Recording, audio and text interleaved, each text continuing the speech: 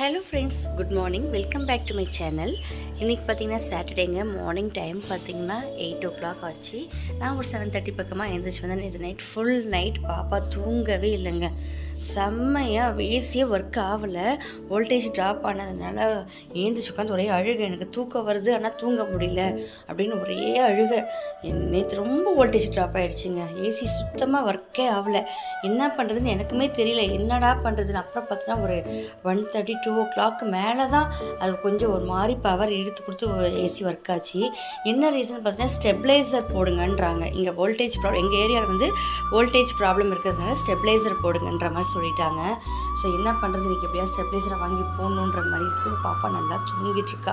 பாவம் எனக்கே ரொம்ப கஷ்டமாயிடுச்சு. இப்போயே பார்த்தீங்கன்னா காலையிலேயே பார்த்தீங்கன்னா எங்கள் வீட்டில் வந்து டெம்பரேச்சர் 33 காமிக்குது. இன்னும் இது போக போக 38 வரைக்கும் காமிக்குதுங்க. இந்த வருஷம் ரொம்ப வெயிலாக இருக்குது. என்ன பண்ணுறதுனே தெரியல. ஸோ பாப்பா தூங்கிட்டு இருக்கா. நானும் சரி தூங்கிட்டோன்னு அவளை விட்டுட்டேன். நல்லா தூங்கிட்டு இருக்கா. ஏதோ காலையில் கொஞ்சம் ஏசி அப்படியே ஒர்க் ஆச்சு, அந்த சில்னஸில் தூங்குறா. ஸோ நம்ம அட்ஜஸ்ட் பண்ணிக்க முடியும். குழந்தைங்க அதுங்க என்ன பண்ணுங்க, ரொம்ப கஷ்டப்பட்டுட்டா. ஸோ நான் ஏந்திரிச்சு வந்து ஃபஸ்ட்டு வேலையாக பாலை சூடு பண்ணிட்டேன். ஏன்னு பார்த்தீங்கன்னா நேற்று பாலை வந்து கொஞ்சம் லேட்டாக வந்து சூடு பண்ணுனா கெட்டே போச்சுங்க.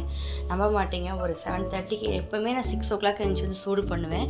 நேற்று ஒரு 7:30க்கு எழுந்திரிச்சு வந்து சூடு பண்ண பால் கெட்டே போச்சு நேற்று. ஸோ அதனால் இன்றைக்கி கொஞ்சம் ஃப்ரிட்ஜு ஒரு 5 o'clock எழுந்திரிச்சு வந்து ஃப்ரிட்ஜில் எடுத்து வச்சுட்டு அதுக்கப்புறமா போய் படுத்துட்டு அதுக்கப்புறம் 8 o'clock நான் எழுந்திரிச்சு வந்து சூடு பண்ணேன் 7:30க்கு. அதுக்கப்புறம் சாம்பார் இருக்குது, நல்லா சூடு பண்ணிட்டேன். கொஞ்சம் விட்டுட்டா எல்லாம் கெட்டு போயிடுது. வீடுக்குள்ளே அவ்வளோ ஒரு அனலாக இருக்குது. நெக்ஸ்ட்டு இது நைட்டே பார்த்தீங்கன்னா பீட்ரூட் கட் பண்ணி எடுத்து வச்சுட்டேன். இன்றைக்கி ரசம் மட்டும் வச்சு பீட்ரூட் பொரியல் மாதிரி பண்ணிடலான்னு. மார்னிங் பார்த்திங்கன்னா பிரேக்ஃபாஸ்ட்டுக்கு வந்து பூரி போடலான்னு. இப்போலாம் ஆக்சுவலாக அடிக்கடி நான் பூரி போட ஆரம்பிச்சிட்டேங்க. ஏன்னா ஈஸியாக முடிஞ்சிருது. ரெண்டு பூரி, எனக்கு 2 பூரி அவருக்கு 2 பூரி போட்டாவே போதும்ன்ற மாதிரி இருக்குது. ஸோ ரெண்டுமே மைதா கோதுமை மிக்ஸ் பண்ணி பூரி மாவு பிசைஞ்சு வச்சுட்டேன். இதுக்கு சாம்பாரே சாப்பிட்டுக்குவாளா இல்லை கிழங்கு மசாலா பண்ணுமா என்னன்னு தெரியல. இதுக்கப்புறம் தான் கிழங்கு மசாலா கூட ரெடி பண்ண. அவள் எப்படி 9 o'clock 10 o'clock தான் சாப்பிடுவாள். ஸோ கிழங்கு மசாலா ரெடி பண்ணிவிட்டேன்.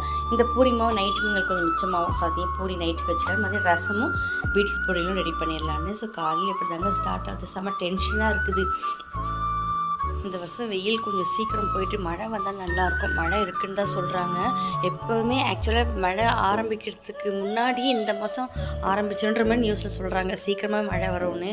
ஸோ வந்துட்டால் நல்லா தாங்க இருக்கும். எங்களால் சுத்தமாக முடியல. இதுக்கு ரீசன் ஒரே ஒரு ரீசன்னா நாங்கள் வந்து 3rd floorல இருக்கோம். மேலே பார்த்திங்கன்னா மொட்டை மாடியா. ஸோ அந்த வெயிலெல்லாம் அப்படியே அப்சர்வ் பண்ணி எங்களுக்கு வீட்டுக்குள்ளே கொடுக்குது போலக்குது. ஏண்டான் இருக்குது. வீடை காலி பண்ணிடலான்னு பார்த்தா பாப்பா படிப்புக்கு ஸ்கூல் இங்கே இருக்குது. ஸோ எங்களால் ஒன்றும் இப்போ காலி பண்ணுறதுக்கான சிச்சுவேஷன் இல்லை. இப்போ பண்ணுறவும் முடியாது, டக்குன்னு பண்ண முடியாது. வீடு கிடைக்க அவ்வளோ கஷ்டமாக இருக்குது. ஸோ ரொம்ப கஷ்டமாக இருக்குது. எப்படா அப்போ இந்த வெயில் போயிட்டு மழை வரும்ன்ற மாதிரி இருக்குது. ஸோ இன்றைக்கி எப்படியா ஸ்டெபிளைசர் போட்டுடலான்ற பிளானில் தான் இருக்கேன். பார்க்கலாம்.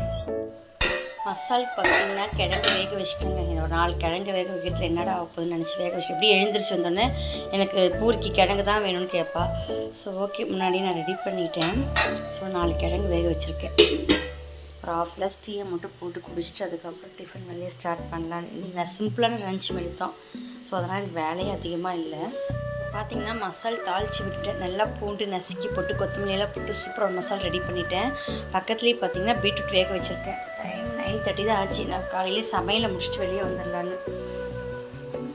இங்கே பீட்ரூட் பொரியலுக்கு பீட்ரூட் வேக வச்சு எடுத்தாச்சு. ஒரு 1/2 ஸ்பூன் அளவுக்கு வெறும் மிளகாய் தூள் போட்டிருக்கேன். ஸோ தாளிக்கிறதுக்கு அதே பீட்ரூட் வேக வச்ச கடாயிலே எண்ணெய், கடுகு, சீரகம், கருவேப்பிலை, வெங்காயம் போட்டு பொரிஞ்ச பிறகு இந்த பீட்ரூட் எடுத்து அதில் கொட்டிட்டு கொஞ்சம் அப்படியே லைட்டாக வதங்கி வரும்போது தேங்காவும் பூண்டையும் நல்லா ஒரு மிக்ஸி ஜாரில் போட்டு குறகுறப்பாக அரைச்சி அதில் போட்டுருணுங்க. அவ்வளோதாங்க. சூப்பராக பீட்ரூட் பொரியல் நல்லாயிருக்கும். பீட்ரூட் பொரியல் பார்த்திங்கன்னா ரெடி ஆகிடுச்சு.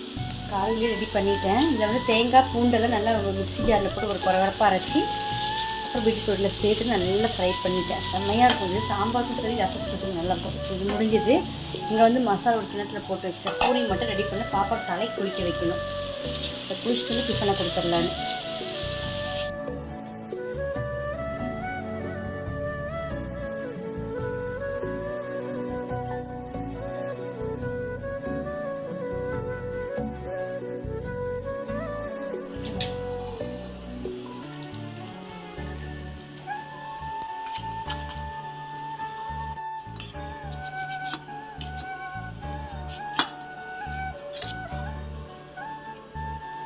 ஹலோ ஃப்ரெண்ட்ஸ், டைம் பார்த்தீங்கன்னா 11:30 ஆக போகுது. இப்போ தான் நாங்கள் மார்னிங் டிஃபனே சாப்பிட்றோங்க. ஏந்திரிக்கிறது லேட்டு, டிஃபன் சாப்பிட்றது லேட்டு, எல்லாமே லேட்டு. எப்படிமா இருக்கு பூரி? சாஃப்டாக இருக்கா? ரொம்ப லேட் ஆகுதுங்க. இந்த ஏசியால் தான் எங்களுக்கு இவ்வளோ பிரச்சனை. நைட்டு தூங்குறது லேட் ஆகுதுனால ஏந்திரிக்கிறது லேட் ஆகுது. ஸோ எங்களுடைய ரொட்டீன் ஒர்க்கே டைமே சேஞ்ச் ஆகிடுச்சு ஃபுல்லாக.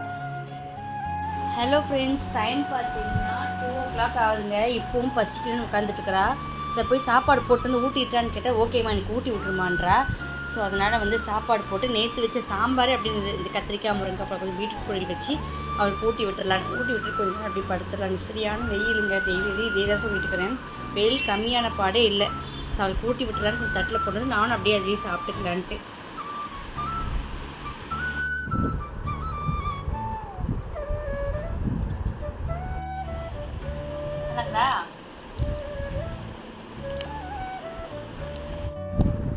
பீட்ரூட் பொரியல் கொடுத்தா சாப்பிட மாட்டா. இப்போ ஊட்டி விட்டா சாப்பிட்றா பாருங்க. பார்த்தீங்கன்னா பாப்பா வந்து இந்த டீபாய்க்கு மேலே போடுற ஒரு மேட் மாதிரி ஒன்று ரெடி பண்ணிட்டு இருக்கிறாங்க. ஸோ நல்லா தான் இருக்குது. ஃபஸ்ட்டு ஒயிட், அப்புறம் பிங்க், அப்புறம் எல்லோ அப்படியே போட்டு வர, அதுக்கப்புறம் ரெட்டு போட சொல்லியிருக்கேன். ஸோ படுத்து தூங்குடி ஒரு 1 hour பக்கம்னா, இல்லைம்மா நான் இது போடணுன்னு உக்காந்துட்டா. ஸோ உட்காந்தாச்சு. பயங்கரமான வெயிலுங்க. ஸோ நானும் கொண்டு இப்போ தான் வேலையெல்லாம் முடித்தேன். எனக்கும் வந்து பார்த்திங்கன்னா டெய்லி இந்த ஸ்வெட்டிங் ஆகிறதுனாலே எனக்கு கோல்ட் ஆகிடுச்சு என்னன்னு தெரில. ஒரு மாதிரி த்ரோட் பெயின் இருந்துகிட்டே இருக்குது எனக்கு. ஸோ அவள் அது பண்ணிகிட்ருக்கா. நான் ஒரு 10 நிமிஷம் படுத்தேன்னா கொஞ்சம் என்ன சொல்கிறது ரெஸ்ட்டாக இருக்கும். ஏன்னா நைட்டில் தூக்கம் இல்லை. வோல்டேஜ் ப்ராப்ளம் ஃபுல்லாக வருதுங்களா, அதனால் நைட்டில் தூக்கம் இல்லை. கொஞ்சம் இப்போ தூங்கிக்கிட்டால் தான் கொஞ்சம் நைட்டில் நல்ல வோல்டேஜ் வந்த பிறகு தூங்குறதுக்கு என்ன பண்ணுறதுன்னு தெரில. இன்றைக்கும் அதே ப்ராப்ளம் இருக்கும் போலக்குது. நீ போட்டுட்டு லாஸ்ட்டாக காமிம்மா. பரவாயில்ல, கொஞ்சம் ஸ்பீடாக போயிட்டியே. ஏதோ ஒரு படியாக ஏதோ ஒன்று செஞ்சுட்டு இருக்கிற உட்காந்து செய்.